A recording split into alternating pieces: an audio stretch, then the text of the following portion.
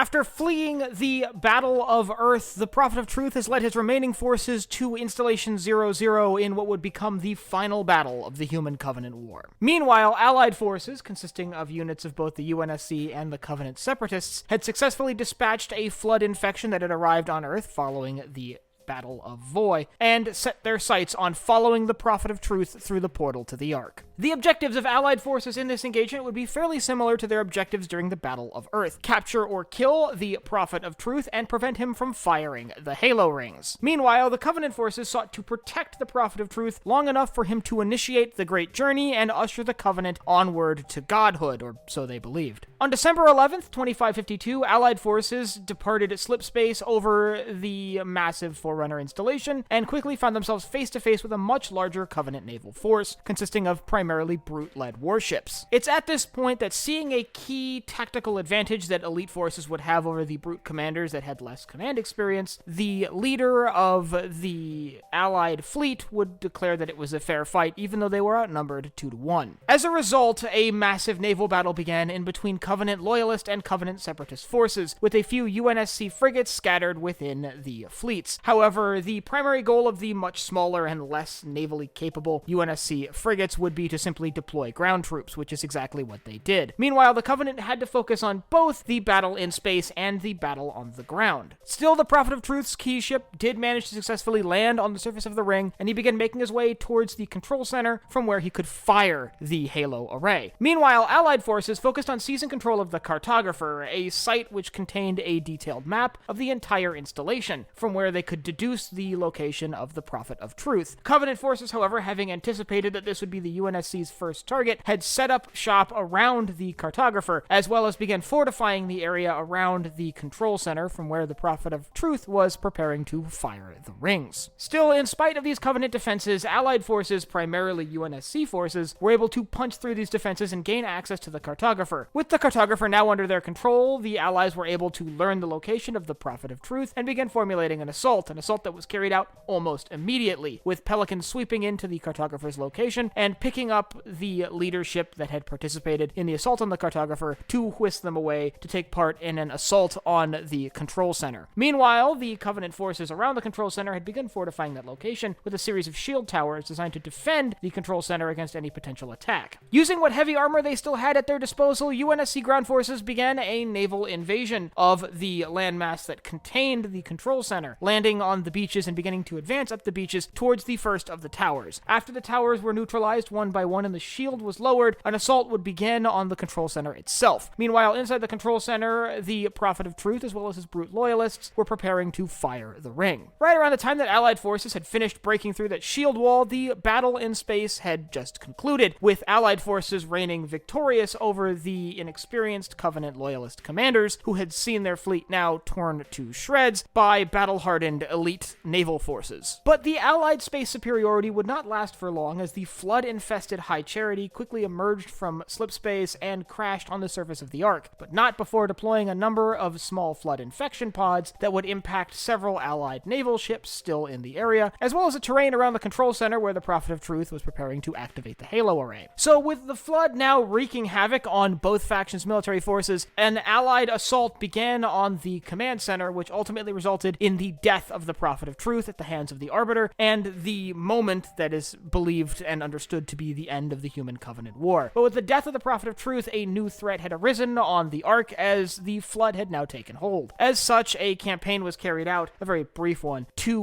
launch an assault on the control center of what would be a partially completed Halo ring, and fire said Halo ring. With that Halo ring successfully fired and the flood wiped out on the Ark, the Battle of Installation 00 ended in an Allied victory, with Human and Covenant Separatist forces being able to withdraw through the portal back towards Earth and return to the known galaxy. Ultimately, this crucial battle took place in a single day and was massively impactful, coming right on the heels of the end of the Battle of Earth, which occurred back in November. If you'd like to learn about the Savo offensive and the end of the Battle of Earth, including a bit about the Battle of Voy, I'll leave a link in the upper right-hand corner to my battle analysis on that. And if you have any other battles you'd like to see covered in future episodes of Battle Analysis and added to the archive, you can let me know down below in the comments.